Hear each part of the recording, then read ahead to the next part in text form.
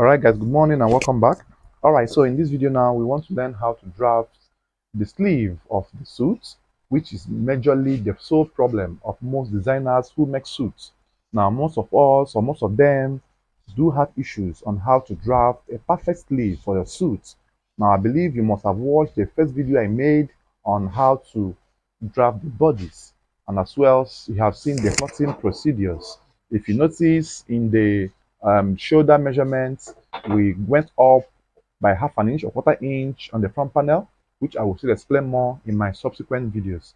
Now, the next thing to do as well is to mark out the baselines. Please, you must make sure you use this your angle ruler to mark out your baselines. Now, this will help you to have a perfect sleeve.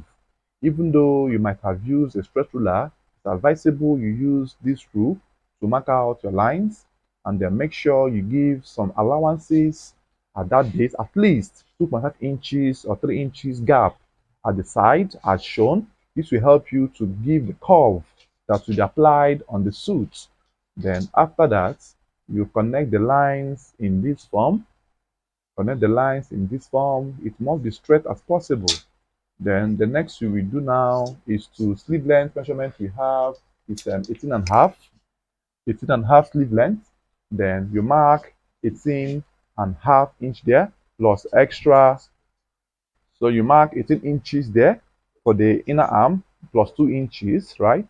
Then the sleeve will be a bit slopey. So you now mark 18.5 here plus 2, making it to be 20 and a half as well. So 2 inches extra is what we are going to use. But then the other inner arm will be half inch lesser than the real sleeve length. That is the conventional rule. Then connect the lines as shown. Then once the lines are properly connected that way, now the next we will do now is to get your armhole. The armhole we used was 7.5 or 7. We used armhole of so now the armhole we used for the suit was 7 inches, but then for the sleeve you're going to use 4 inches or 4.5. Now you mark 4.5 inch there, then also mark 4.5 inch there as well, in order to make it properly fitted. Then connect the lines as shown that way, and then after this you now divide the total distance there, then minus 2 inches, sorry, divide the total distance there, half 13 and a half, which is 6.75, right? Then you minus 2 inches from it, it gives you 4.75. So you mark 4.75 there. That 4.75 starts for the elbow point. Start for the elbow point in order for you to have a perfect point for your elbow, right? So divide the total distance from the armhole depth to the sleeve allowance, and then divide by 2 minus 2 inches. Then from there, you come in by 1 inch at that point and come out as well by 1 inch at that base.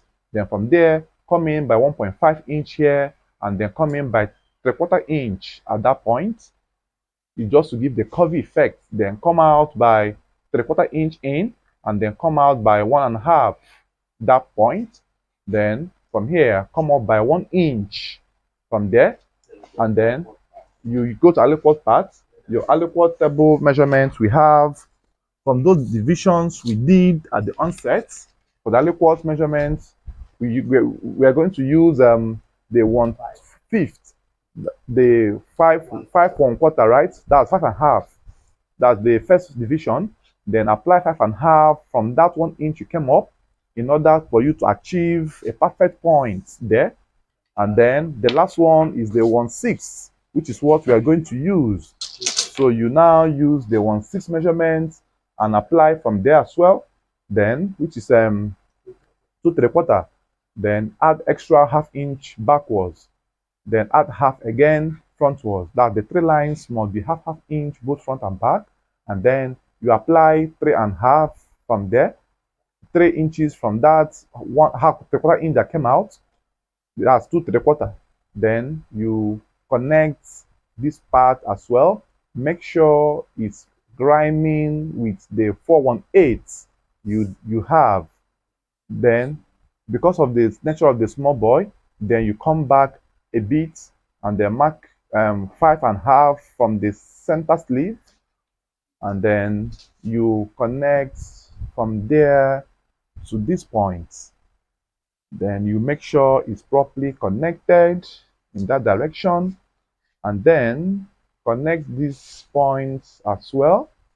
Make sure the lines are giving you these exact connections you are seeing, right?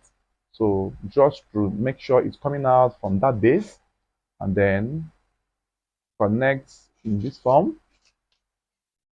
After which you come out by 1 1/4 inch that way, and then connect it straight up again this way, and then blend it in that way, and then make sure you curve. Then from here, your freehand sketch, you curve in this form, targeting the 1 inch high, and then curve all through this way, and then go high in this form. Make sure it's coming at least 2 inches high, or 1 1/4, 1 1/2 inch, and then see the lines I am connecting from, and then make sure it's connecting in that direction, and then can blend it very well, fine tune it very well, and then make sure it comes out in this form, and then do the inner sleeve as well. And from here, bend it, blend it to this point, and after which you now flush it accurately this way.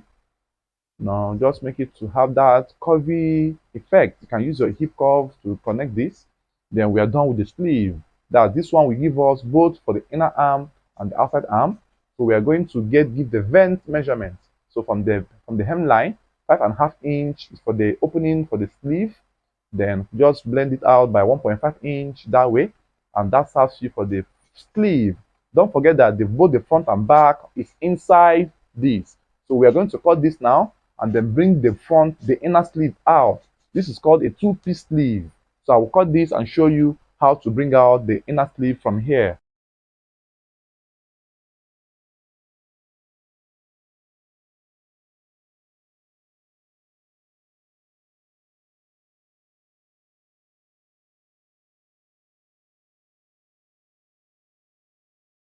All right, so now we are done cutting the bodies of the sleeve. Now next we will do is you face it down, and then you have to mark the sleeve to replicate the size of the inner sleeve here. Face it down, and then knock in this form. As you can hear the sound, knock it down. Then once it's knocked down, then you have to press it exactly at that point that the inner sleeve reflected. Press it exactly from that point the inner sleeve reflected, and then cut equal measurements here. Cut equal measurements here. That is why you need to drop some eyelets of the chalk on the bodies of the clothes, so that it doesn't it must give you that shadows of the markings, right? So just make sure you draft it as exact point where it's reflected. As you can see, the reflection was properly done. Then you cut it out from here. So this serves us for the inner sleeve, and that is the only thing you need to do on the sleeve for the drafting stage. So just cut it out as shown. So the next thing we do now is to just fine tune the edges this way, in order not to make it to be too bulky, to give it that fitting on the body of the client, right? So we are done with the sleeve, and then the next we see now will be on linings, cuttings, the gummings, and every other preparatory stage. Look at how it give us a replica of that inner sleeve. So if you notice any difference there, you have to adjust the cutting now. So it gave us the replica size of that drawing we had. So just adjust any little differences you might be seeing there in order for it to correspond when you are stitching. So thank you for watching. See you in the next video.